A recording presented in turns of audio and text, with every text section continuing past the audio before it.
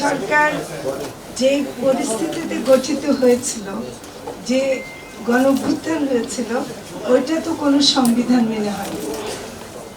এটা কি কোনো সংবিধান মেনে হয়েছিল? এবং ওই প্রেক্ষিতে অন্তর্বর্তীকালীন সরকার যেটা হয়েছিল সেটা তো কোনো সংবিধানে ছিল না, আমরা তো সেটাতেই ছিলাম।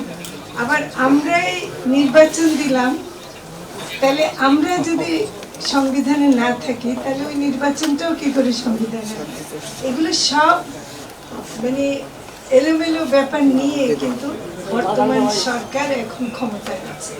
মানে তারা যদি এখন প্রশ্ন তোলে যে সংবিধানের সবকিছু তারা মানছে, তারা কিন্তু একটা মিথ্যাচার করছে বা অসত্য করছে। সেটা আমি বলি যে এটা না করলেই পারত।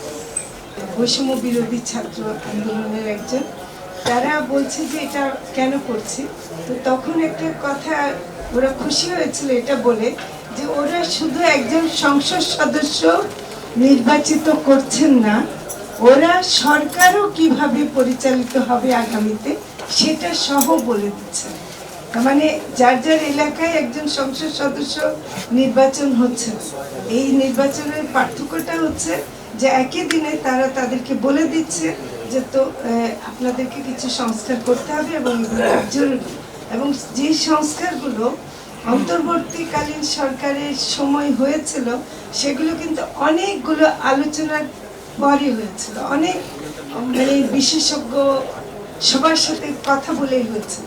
তো ফলে এখানে এটা নিয়ে যে এভাবে প্রশ্ন তোলা হচ্ছে, বাতিল করে দেওয়া হচ্ছে, এগুলো মানে একেবারেই একটা স্বৈরতান্ত্রিক একটা আচরণ আমি বলবো। তবে বর্তমান সংসদের আমরা খুব আগ্রহ নিয়ে দেখতে চাই, কিন্তু আমার কাছে খুব দুঃখজনক লাগে যে সংসদটাকে তারা এখন একটা ডিবেট ক্লাব বানিয়ে ফেলেছে। এবং এই ডিবেট ক্লাবে 2-3 জন ভালো বক্তা আছেন।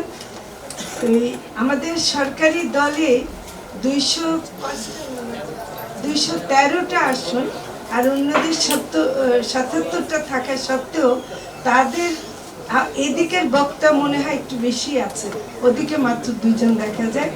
আন্দালিব, পার্থ আর সালাউদ্দিন সাহেব ছাড়া আমরা আর কাউকে দাঁড়িয়ে কোনো বক্তব্য দিতে দেখি না। অন্যরা খালি রাস্তার দাবি, হাসপাতালের দাবি এগুলো খালি। তো কাজে এই সংসদে মানে আমরা কি আশা করতে পারি? আমার মনে হয় যে বিএনপি এখন এত সংখ্যাগরিষ্ঠতা পাওয়ার পরে যেই কাজটা দেখাচ্ছে, এটা তাদের শক্তির প্রদর্শন নয়, এটা তাদের দুর্বলতা। তারা আসলে কিছুতেই মানে দুর্বলতায় ভুগছে। তারা আসলে 5 বছর চলতে পারবে কিনা সম্ভবত তাদের মনে সেই আশঙ্কা আছে। কারণ তারা 24 তো তারা দেখেছে, 24-এর আন্দোলন তো তারা দেখেছে। তারা যদি আসলে ঠিক মতো না করে 24-এ আন্দোলনে যারা করেছিল ওরা কি এখনো সক্রিয় নাই? ওরা কি এখনো তরুণ নাই? ওরা কি আগামী 5 বছরে বুড়ো হয়ে যাবে? ওরা তো তখনও তরুণ থাকবে। তো সেই তরুণরাই আবার যে রাস্তায় নামবে না,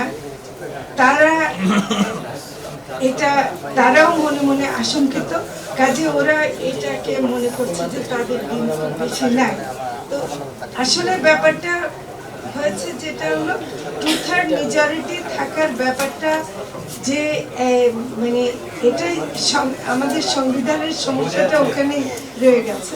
তো সেজন্য মানে সংবিধান সংস্কার না করার যে কথা বারবার তারা বলছেন, এটার মাধ্যমে তারা সংবিধানেরই অবমাননা করছেন এবং সংবিধানকে তারা আসলে কিন্তু মানে একটা হাস্যকর একটা বিষয়ে পরিণত করছেন।